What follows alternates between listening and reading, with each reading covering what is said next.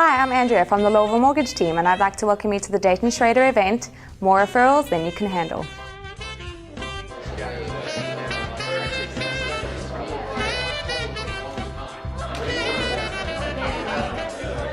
Hi, this is Dayton Schrader. I'm one of the coaches with the Corps, and today I'm in Campbell, California at the Campbell Community Center.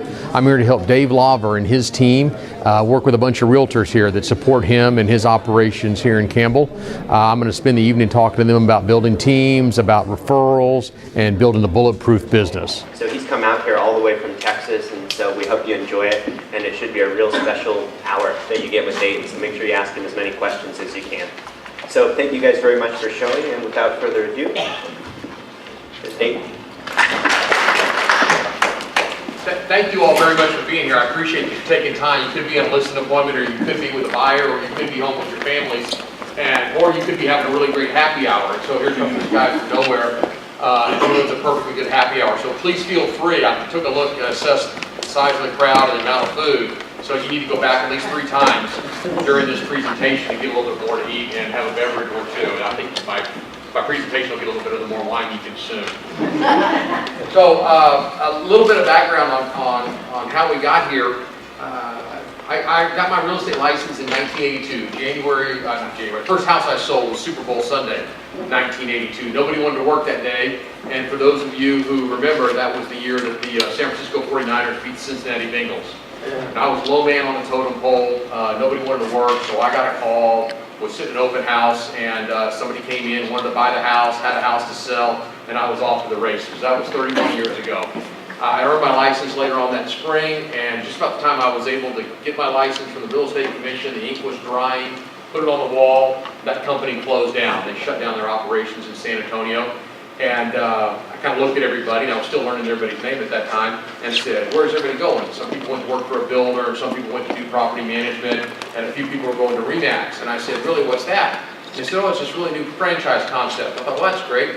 So I went over there, private office, huge desk. Thought, man, I'm an executive now, a 21-year-old executive with my own private office. Thought I was going to starve at that time. I was living on 3-for-1 happy hours and heavy hors d'oeuvres and really struggling. So this is brutal. It's 82, 83, 84. All my friends are still in college or living with their parents or both. Then came the Tax Reform Act of 1986, the devaluation of the peso and the oil crisis, and I just thought it was bad. Interest rates were 16.5%. For those of you that remember, they went up from there. Average price in San Antonio back then was about $50,000. I mean, it was not a pleasant sight, but I didn't have anywhere to go. It was home, and so I just kind of had to hunker down and figure it out. So I got a little bit better, got a little bit smarter. I was kind of a seminar junkie. I always wanted to learn. So I went to Zig Ziglar seminars. I listened to Tommy Hopkins. They were probably 8-track tapes back then, or reel-to-reel. I don't remember anymore. But I listened to tapes. I read the books. I worked on my practice. When I first got into the business, I'd gone to my grandfather's house and pulled a sport coat out of the closet and figured out how to tie a tie. Because I thought if I was going to sell real estate, I'd at least look like a professional. So I climbed the ranks with RE/MAX, climbed the ranks within San Antonio, and I was at that $10, $12 million, $15 million range. It's not bad for San Antonio. Then I started getting out of San Antonio, started going to conventions, got involved in some other coaching, and I saw what real numbers were like. 20, 30, 40, $50 million people. Holy smokes, that's where I want to be. Got very competitive. So through the course of my time with Buyer Referral Only, one of the guys that was on one of the tapes was a man named Rick Ruby, and he was a coach for Joe Stump. Okay, so we'll go down. I don't know is one answer, and then my response to that is that's the job I want to have. I want to be that person on your Rolodex. I want to be your go-to guy. So what does that look like? So we had the conversation about what that looks like. What would you expect from me to be a good subcontractor for you? And we'll talk about what your options are there in a minute. So what's another possible answer? Anybody? Sell it myself. Yeah, well, no, you're an attorney. Now stay in character. You're an attorney, so stay in character. Oh, okay. So no, you wouldn't soil your hands. If you're a $400 or $500 an hour attorney, you'd not soil your hands. But with residential real estate, probably. Okay, well, it would be, you answered it earlier. I've got Berta. And I said, that's wonderful. And he'd say, and she's the best. She's phenomenal. Really, and so instead of saying, really, Berta? Are you kidding me? I've known her probation officer for years. I'm going to stay on the high road, and I'm saying, well, tell me more about what she does. And she follows up, she was there for the closing, she got her kids enrolled in school, she met the mover, she stays with us all the time, she has a great Christmas party, whatever. And you're going to laugh, and that's fine, I'm not going to argue with you about any of that, but I'm going to say, tell me more about what she does. I want to learn. If she's really that good, I want to know what she does, because I'm going to turn around and go to Mike and say, give me some things that I do, because I understand that resonated with you. So that's a possible answer. Now you might say, well, Berta, but I haven't seen her since the closing. She stuffed a $15,000 check in her pocket and said, call me, and walked out the door, and I never saw her again. And then I get to say, wow, isn't that amazing? Here's what we do with our clients. Here's how I follow up with my clients. This is what I do for them, that sort of thing. So again, I want to stay on the high road. I'm not going to trash you if I can help it. So there's four. One is I don't have anybody, and then obviously that's the role I want to have. Two is Berta, she's the best, and so I want to know why. And I want to ask you, does she match up with everybody? Is she bilingual? Because you may have some clients, if you're in San Antonio, you may have some Mexican national clients. And I'll say, well, as a matter of fact, she's not. Well, super. I got 3 people on my staff that read, write, and speak Spanish. Or there may be another demographic that I could appeal to you on where she's not a good match. So I'm going to plant that seed if I can. All right, or you're going to say she's not that good, or I don't remember, or whatever. And then your fourth answer is, well, Dayton, you are. You're my guy. Instead of me saying, aw shucks, or gee whiz, that's great, I'm going to say, I really appreciate that. I want to make sure that I don't take you for granted. You've been a great referral partner for me. So tell me what I'm doing right so I don't ever get lazy or sloppy and take you for granted. So we're going to have a conversation about, I've earned your business, that's great. I want to keep your business. I don't want to take it for granted. So if you ask that question often, you're going to get those 4 answers. And if you get that click word response to those 4 answers, you're going to have a great way to identify those people as potential referral partners. What I'm hoping for you all, and I don't know what your numbers are, I mean, good agents and good producers, but what part of what we coach on and what we're hoping for our clients is, and do a quick math, if you've got 10 people in your stable when you wake up in January 1st, you've got 10 people in your stable, you know they're going to send you 2 deals a year. What would 20 deals do to your bottom line? That would be pretty impactful for most people. Since the average agent only sells about 4 or 5 houses a year, if you make more than $75,000 a year in this industry, you're in the 97th percentile of our industry. And I check that, I do some expert testimony, and that's a fact. I looked at that for Texas Association of Realtors. And then my cousin Bob, who's been in business for 30 years, the guy's an idiot, but my wife, what am I going to do? I can't help it. Okay? And he said, you know what? You get Bob probably doesn't match up with everybody, and ultimately that reflects on you, so is that really who you want to align with? You also can't fire your brother-in-law. Yeah, exactly. And so on and so on. Yep. So if you have that conversation over and over and over again, you're going to get real good at that, real fast. So now, let's just say we are a match. We met, you've got some good clients, I offer tremendous service, I've got excellent credentials and all that sort of thing. What is the number one, there's 5 reasons why would we align with one another? Let's say I'm a realtor, and again, you're Frank, you're a certified financial planner. And we agree, we like each other. I'm a little bit older than you are, but that's okay. But we share the values, we've got some things in common. You got a nice office, I got a nice office. I'm not an idiot, you're not an idiot. Okay, we get along all right. Maybe we're ring bangers from the same university, maybe we go to the same church. We got something that we were Rotarians, whatever, some alumni. We got some affinity for one another, and you got a good book of business, and I'm good at what I do. So now, I would like to get business from you. There's 5 reasons why you might align with me. Anybody? one is he's gonna make you look really good. Very good. Yes, I am. That's what we call a loyalty uplift. And in that instance, typically, I might be even a little bit bigger than he is. If you, not physically bigger, but just bigger in stature. So that's why you join a country club. That's why you drive a Lexus. That's a loyalty uplift. Makes you look like a big shot. So by aligning with me, if he were a small builder just getting started, you might seek me out because I've got credibility. So if my sign's in the yard, I've got my arm around him, I might make him look a little bigger if he's a nobody builder. All right? So that's a loyalty uplift. That's one very good reason. That's one most people don't get. What's another reason why we might do business together? Trust. No. That's well, I'm gonna get to that in a minute, but no, that's not what I'm looking for. Why? Consistency or? Is that a support reciprocity? Well, reciprocity is one. Very good. So you want something back from me. I give you a referral, you give me a referral. Well, you can make that bargain sometimes with some people, but you can't make that bargain all the time because there's no way you're going to keep it up. Property and casualty agents are notorious for that. Oh yeah, I'll give you a deal, but you've got to give me a deal back. Well, they got 30 agents, 30 realtors that they're trying to solicit and do business with. And so I've not had a lot of success aligning with a property and casualty agent for that kind of relationship. But reciprocity might be one. It might be a condition of doing business. And then I got to say, yeah, I can. 1 for 1, 2 for 1, 3 for 2. What's our, what is the bargain? And can I live with that? And honestly, can you live with that? And that may be our point of disagreement. We say, you know what? I can't do it. That's not the role I want to play. I certainly respect you if that's what you want, but I'm not going to sit here and tell you I'm going to give you a deal for every deal you give me. So have a lovely day. Ooh.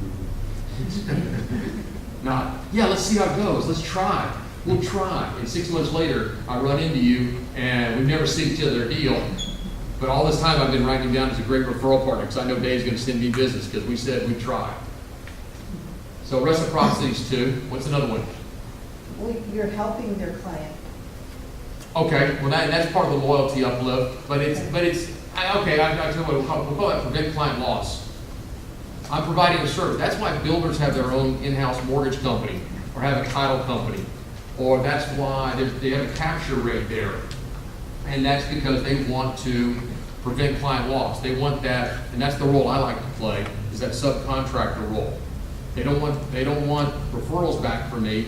They want me to take really good care of their client so their client doesn't meet somebody else who introduces them to another financial planner. And when they're saying, I don't know, why would I do that? I don't understand why they would do that. You say, well, I'll tell you what, when your client calls you up and says, hey, transfer $250,000 of assets under management over to my bank because I'm buying a fourplex, and you seize up and you wonder what just happened. Why did I lose $250,000 of assets? Because they bought a fourplex from some realtor I've never heard of. And oh, by the way, that realtor introduced them to their spouse, who's a financial planner, who calls a little more often, and all of a sudden they lost a big account because they weren't watching the back door. Now you got their attention. So let's prevent client loss. The thing, we like each other, so we agree we're at that level. And then you tell me what do you want from me? You want prevent client loss. That's great. What I want is referrals. I said reciprocity, but really it's referrals. I give you a referral, I want referrals from you. So we're in alignment there. Now we figure out what am I afraid of? You're not going to refer me. You're not big enough to send me that many deals, but you want all this, you want this and that and the other from me, and it's not worth fooling with, perhaps. What are you afraid of? Trust, organizational consistency, control, quality match, or I'm not big enough for you, I'm not so worth your time either. We're both great guys, just, I don't have any business, you don't have any business. It was fun, nice cup of coffee, good practice, but we're just not going to get anywhere with it. We'll figure out what's your number one, and then we figure out this. If we can get past this and overcome this objection, then we move to an agreement on what are we really going to do. how am I gonna take care of your clients? How quickly are we gonna respond to them? How am I gonna report to you? How many clients are you gonna send me? What's our bargain? What's the accountability for doing that? So you get this set up, you make a lot of money. And you get A clients. Not B clients, and not C clients. Let me tell you what an A client is. Are you ready? An A client is referred with value, not one of 3 business cards, not a page out of the phone book, not a sign calling the internet. That's not referred with value. Referred with value, ready to do something now, not when their lease expires in 9 or 12 or 15 months, or whatever excuse they give you. Ready to do something now, and they'll play by your set of rules. Play by your set of rules. Your set of rules looks like you're going to get pre-qualified before we go look at houses. I'm not going to come to your listing I'm not going to do a listing appointment with you starting at 8 o'clock at night. I'm not available on short notice on Sunday. I'm not going to do this at a deep discount. So, if you've got all 3 of those, they'll play by your set of rules, they're ready to do something now, they were referred with value, that's an A client.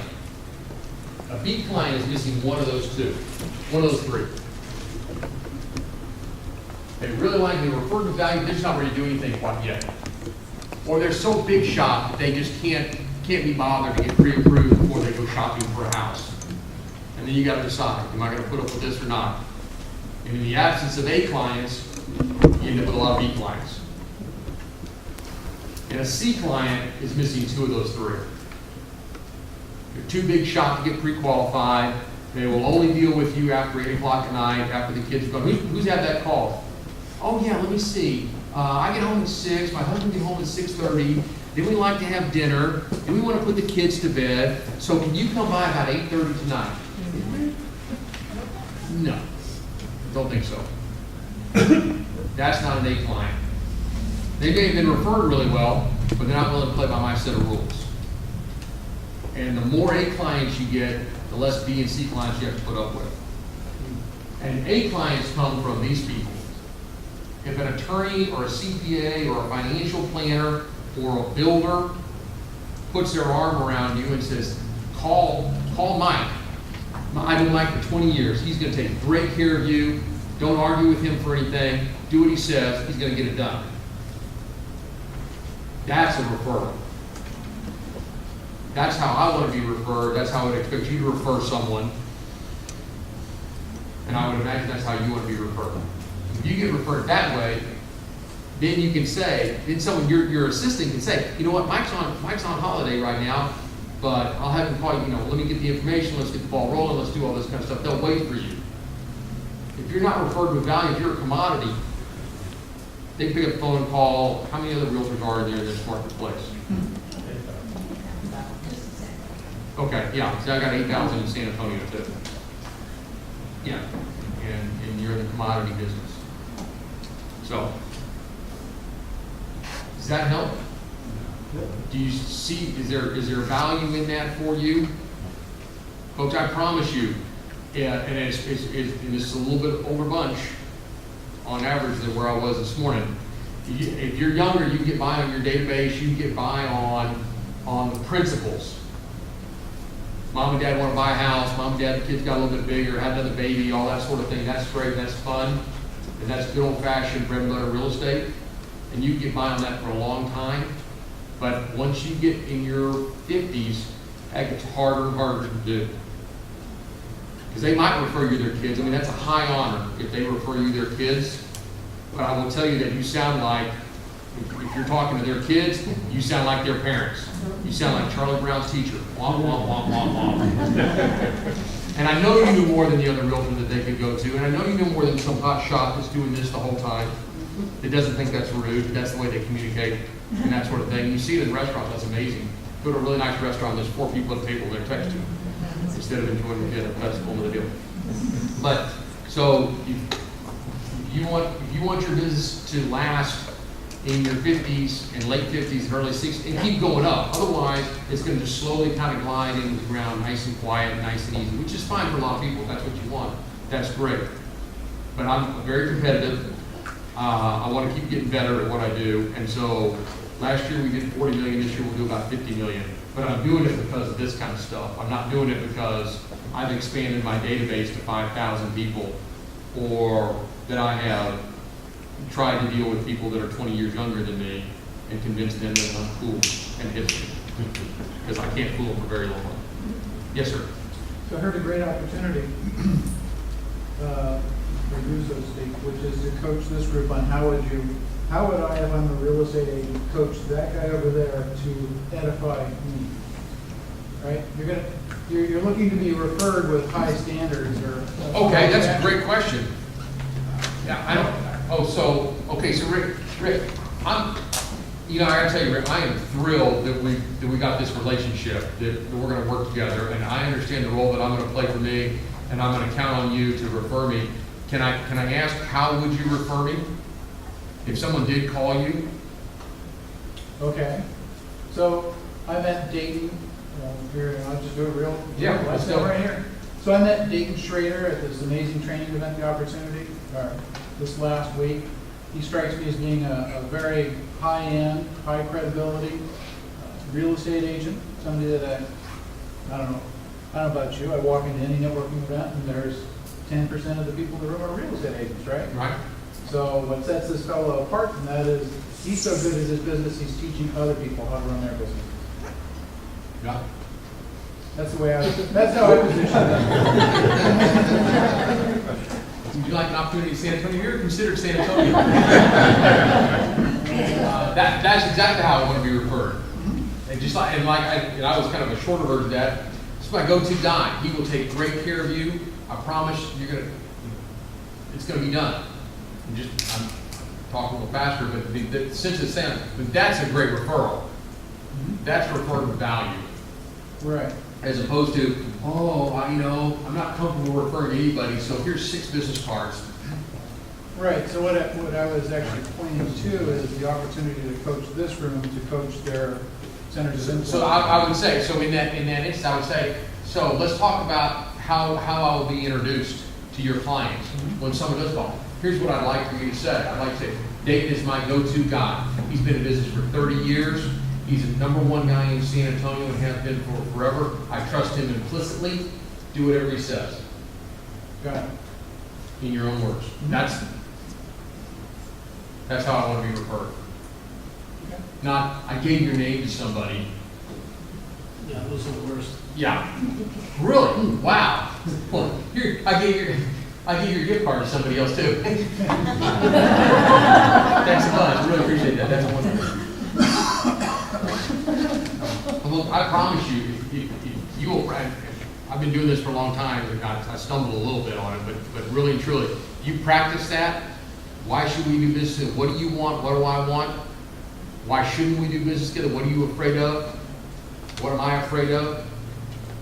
You get good at that conversation, you will generate a great deal of business. And I'm talking about 20, 30, 40 transactions a year of professionals that respect you and trust you and treat you like a professional. I'm sorry, you first and then, excuse me. So, I'm sorry, hang on, Russ, behind the sheet. Oh, sure. Go ahead. Sorry. So, as a percentage of your business, how much would you say comes from cultivating a professional relationship with their versus referrals from the past client? More than 50% is business and professional referrals. I get realtor referrals for my designations and the company that I'm with, and tenure in the business and that sort of thing. I get referrals from the core. I get a lot of builder referrals, and I work real hard. I'm the Association of Certified Financial Planners in San Antonio. Biggest bunch of stiffs you've ever seen in your life. Bunch of 50 and 60-year-old guys just like me, but they all have 100 clients or 200 clients, and we match up.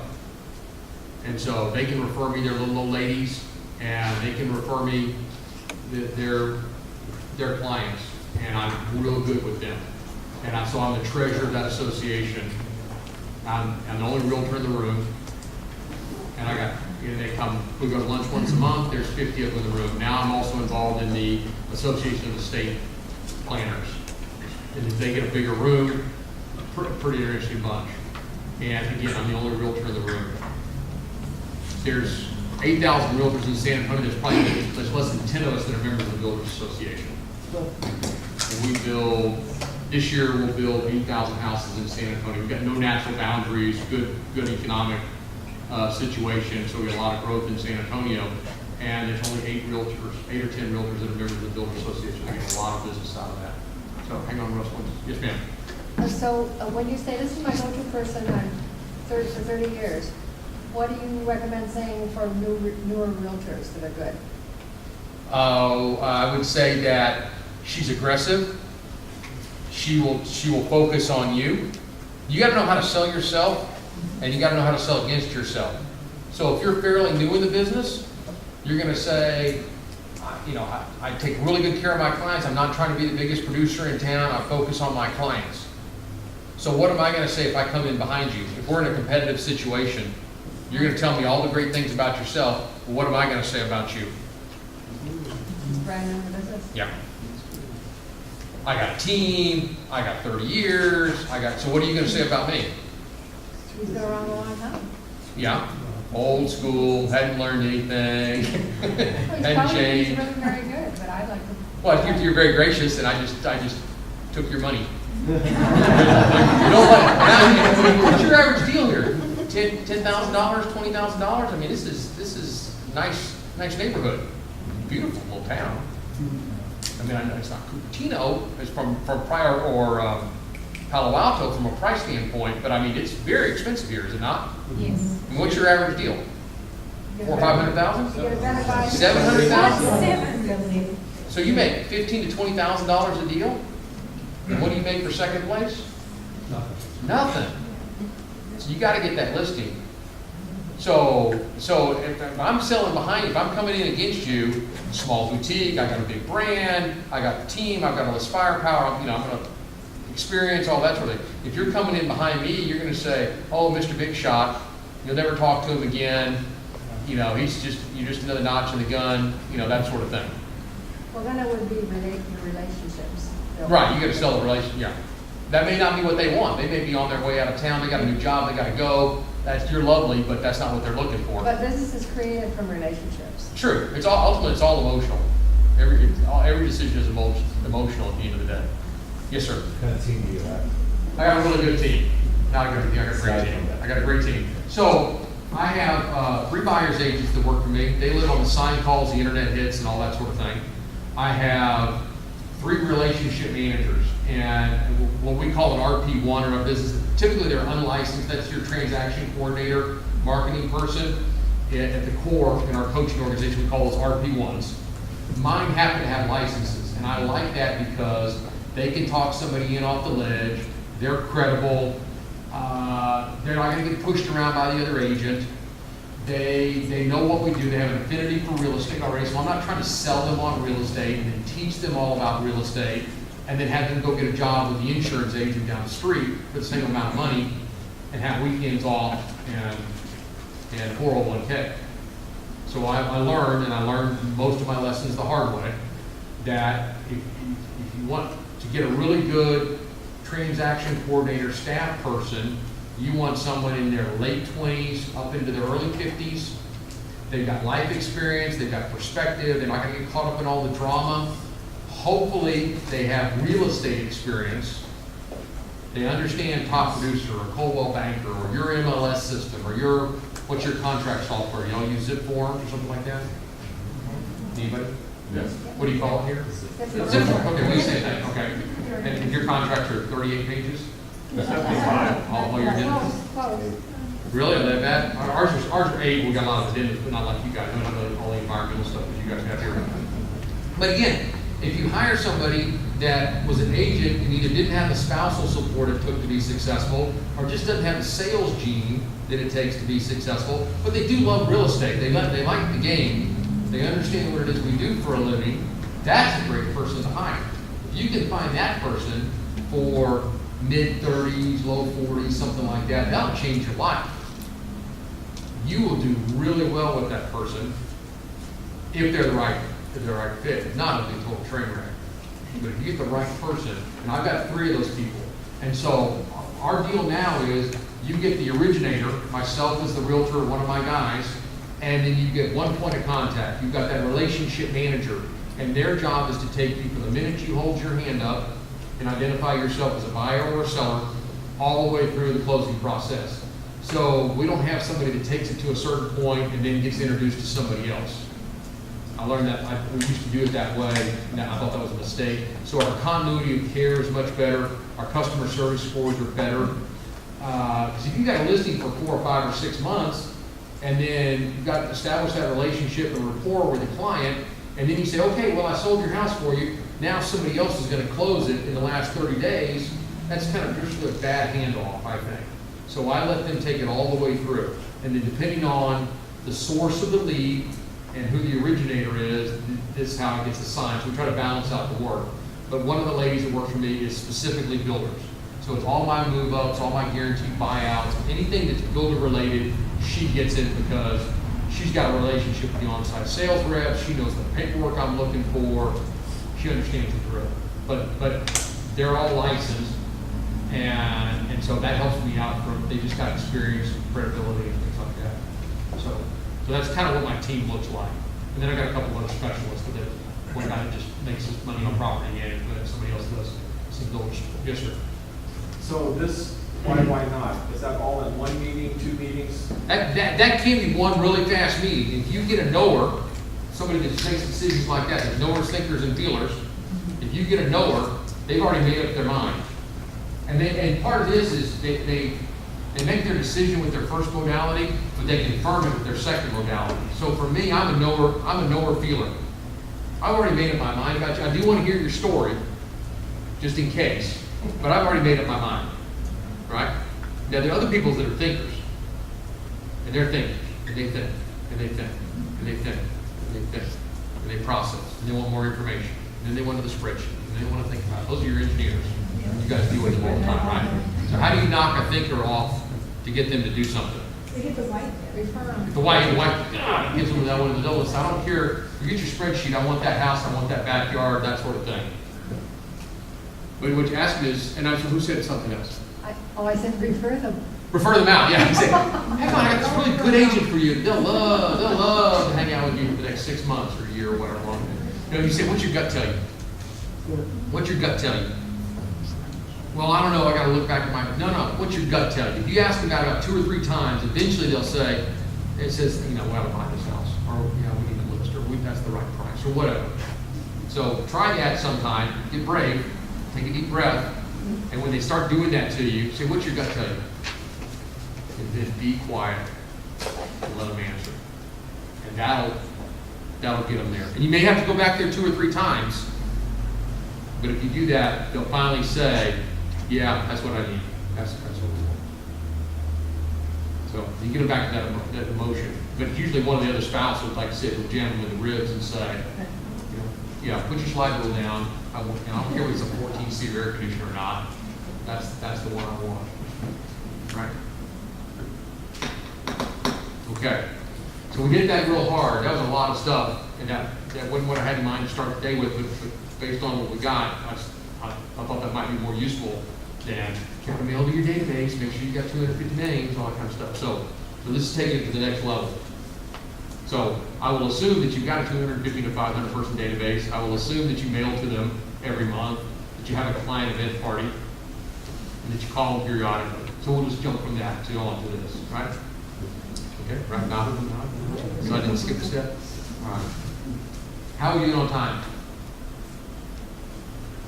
We get the hook? We doing all right? Still Monday. I'm fine. Whatever time. It's only 9:30 back home. I'm good. So, let's talk about teams real quick. To get to the whatever level you are at this moment, to get to the next level, you've got to hire somebody. And you got to hire somebody great. I believe, and we coach at this price point, 2 deals per month per person. So if you're consistently closing 2 transactions a month, especially if you're making 10, 12, 15 grand deal, you need to hire somebody. That'll get you to the next level. That will change your life. It'll give you balance, it'll get you home at a decent hour. You'll take better care of your clients, you won't burn out. If you're making that kind of money per transaction, you want to plow some of that back into your business and reap a great reward for that. So 2 deals per month per person, you hire what we call an RP1. Again, I would submit to you that if they're licensed and experienced with real estate, that's the person that you want. Just because they're nice and bubbly, that's not what you're looking for. You're nice and bubbly. You need someone who's a grinder, who's detail-oriented, who's personable, but detail-oriented, because we're typically not. And if we're really good at details, then we just have to be tendency to be on the computer all day, fine-tuning the market analysis down to the 5th decimal place, when that's not where we need to be. We need to be out in front of principals and referral partners.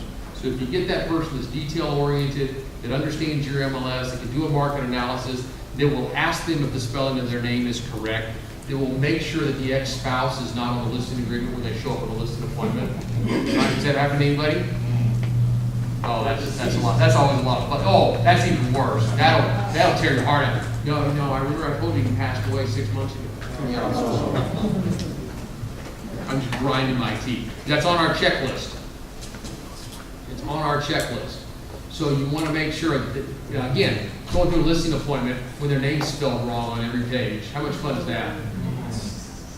Walking into a 1-story listing with a 2-story market analysis. Not that matters down here as much as it does in San Antonio. That's a big difference. Finding out that they bootlegged the room addition or put it in the pool and you didn't know about it before you walked in. That's all the stuff we go through in our pre-listing stuff. So if you get a really good person to do that for you, it's going to help you out a lot. They send out a great pre-listing package. They make sure your letters are going out. They make sure your database is tight. They make sure that you're having a happy hour every once in a while. They make sure that you're having a client event. You delegate that stuff so it gets done. Let go of it, and it'll get done for you, and your business will blow up in the right way. I promise you that. I could not do the business I do without great staff. And I'm going to be on time all this week. I took my daughter to school Saturday morning and flew out of here. I drove back to San Antonio, about 3 hours from College Station. Drove back Sunday, packed my suitcase, got on a plane, got into Oakland last night at whatever time I got in, 12:30, 1 o'clock in the morning. And I'm on the road all this week. It's an unusual week, but I'm on the road all this week. I don't have to worry about my emails. I don't have to worry about my voicemails. It's getting done for me. But I've got great people. They understand what we're doing. They're bought into the system. We got great team chemistry, and it makes a huge difference. So it's the difference between having a practice and having a business. And I'm working real hard on building my business.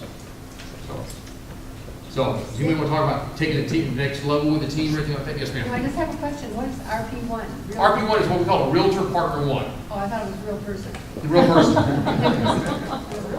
I'm going to change them to Relationship Manager. I think that is warmer and fuzzier, and I think they'll rise to that better. And so, that's what I want them to do. I want them to generate referrals for me. I want them to have a great relationship with that client. I want the client to give them a gift at the end of the transaction because Patty was so great. And it's happened now. I'm starting to have that happen. We go to closing, either Patty will go or I'll go, and I'll be given a gift to give to her. And then that makes me feel wonderful. So Patty or Julie or Tara, if we really love on them and take great care of them and manage their fear and get it done, manage their expectations and all that sort of thing, and then they get a thank you and a gift or whatever that is, we make a big deal about that. So, yes, sir. Do you have a general kind of idea, or maybe you can throw out some ideas on how to compensate a person like that? I know there's no one way to do it, but just to get an idea. W-2 employee, okay? And somewhere, and you have to adjust for the market. So in San Antonio, high 20s up into the low 40s, depending on how good they are, how much better they make your life. That may be 20 or 30% higher here. I don't know what the market would bear. But this is not a kid. I don't want a $10 or $12 an hour person because they can work at McDonald's. They're just not there. Emotionally mature, they're not what you want. And if I'm your $800,000 seller, that's not who I want to deal with. So my profile for that job is late 20s, up into their early 50s, and experienced, not a drama queen, emotionally mature, got some perspective, that sort of thing. You typically compensate them a percentage of the deal, or you pay them a base plus? No, they get a very nice base salary, and then they'll get bonuses depending on team production and things like that. I do bonus on current client referrals. So and that's somebody that's in the pipeline, whether they're a buyer or seller, all the way through the escrow process. If they refer us somebody else, if that client refers us someone else, and that deal closes, then I take part of that money and put it in a pool, and I'll give it to the team as a bonus. So instead of me paying a referral fee, which I would do, not gladly necessarily, but I would certainly do, I just earmark that money for the team. And I take really good care of them. I mean, we have nice lunches, we have birthday parties, I'm working real hard on making it fun, whatever they need, nice chairs, nice computers, everything, I don't want to hear that it took them 30 minutes to boot up their computer. I can't stand that kind of stuff, and so. You found that if you give them a nice salary based on the area they work in, they're very happy? Yes, and I read a book, it's called Drive, and it's all about that. And if their basic needs are met, they're not worried about paying the rent, groceries in the fridge, and that sort of thing, then what they're looking for is the environment that they work in, the learning curve, how do they contribute. I mean, they're wired a little bit different from us. I mean, most of us anyway. I mean, I'm all about the money. Ego, whatever you want to call it. That's how I'm wired. That's not how most everybody else is wired. They love getting a salary. They love getting a paycheck at the end of the month, and they know it's going to be there, direct deposit. I don't pay hourly. I don't want a clock on the wall. Their kid's sick. Stay home with your kid. If you've got a recital to go to the recital. Come back. Let's go to work.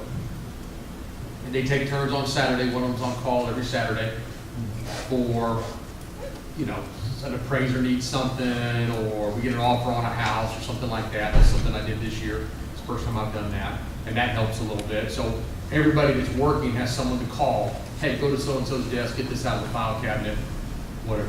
Very organized on the way everything is color-coded on everything. So everything's right where it's supposed to be. I'm very militant about that. They're expected to get a sign call, an internet hit off of my inventory, and bring in a deal on their own. And that's okay, that's not great. Great is that third or fourth transaction each month, when they're bringing in a deal off from a referral partner, or somebody wants to buy one of my listings and they've got a house to sell, or they get something else out of their database or something like that. They can make really good money working for me if they're selling 3 or 4 houses a month. And they make well over $100,000 working for me doing that. And so, and I've got guys that do that. So that's my setup for my buyer's agents. For most people, that's a great practice. That is, $500,000 a year gross fee, net $250,000, great balance in life. Take care of your church, take care of your family, take care of your kids, grandkids, philanthropy, whatever you do. But if you're gonna get them to go to work every day, you might as well go make some money and have some fun doing it. It's not a hard job. It really is a fun job 90% of the time. So. Can you go over the RP1's duties again, please? Certainly. Everything I don't want to do. Calendar, database, pre-listing packages, update calls to the client, the market analysis. I'll look at it before I go out the door just to make sure. But they can, I can tell them what, and they know by now because they're licensed agents, they've been agents before, so they understand what the parameters are for a house and which ones to throw out. I've spent some time teaching them why I want it framed this way, what I want that market analysis to look like, what I want that folder to look like. I promise you, I can sit down and listen to them and I can close my eyes, open up my folder, and I know exactly what's in it in what order every single time, section by section. We're that detail oriented. We got a checklist for the phone calls, the pre-listing scripts, all that sort of thing. The pre-listing package that goes out, it's all done. And so, but I basically, my job is to meet with principal buyers and sellers. I do show houses to buyers that are referred to me clients and things like that. And I go on listing appointments. And if I'm not doing either of those two things, I'm working with a builder or somebody else that I think can refer me more people just like that.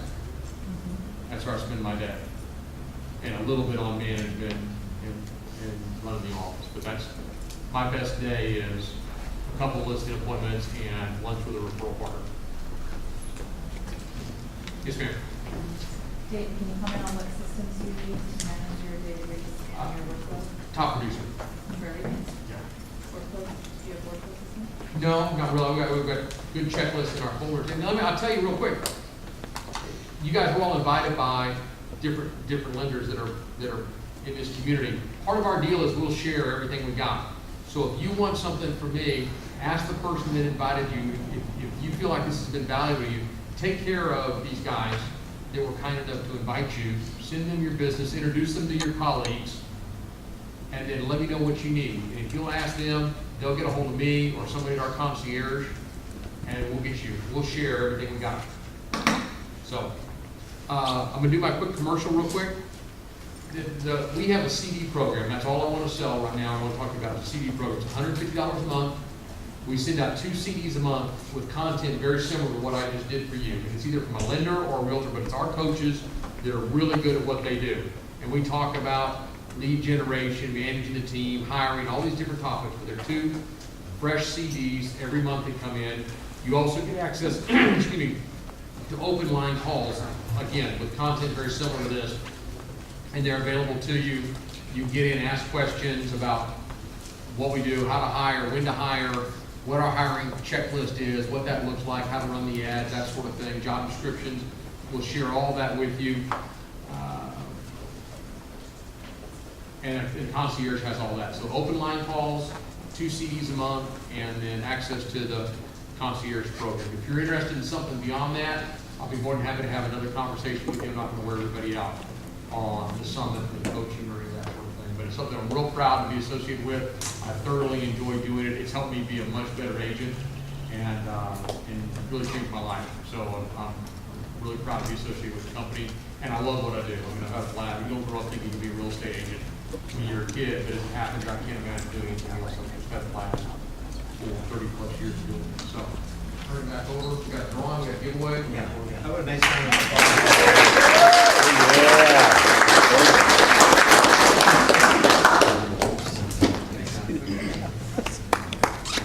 All right, so we do have a quick little giveaway. Let's see who got lucky today.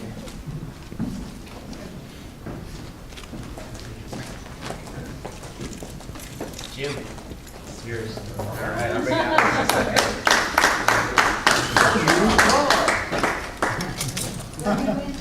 Gift card and bottle. All right, so really our intention here is to give our learning team out just some valuable information.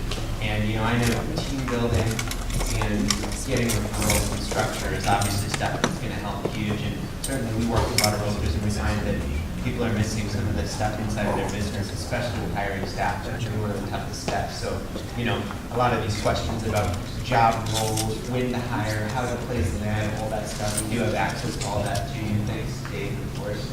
And so, I highly encourage some of the stuff at the core. I mean, they've got great CDs, great options in terms of this stuff, but certainly you can use us lenders as a resource to get some of the paperwork for yourself. And we'll do the best we can to explain it to you, but we're not brokers, so, creme de la creme of business. So anyway, so thank you guys for coming. We'll be open for another hour or so. You can get drinks and more food if you want. And we appreciate everybody coming. Thanks very much.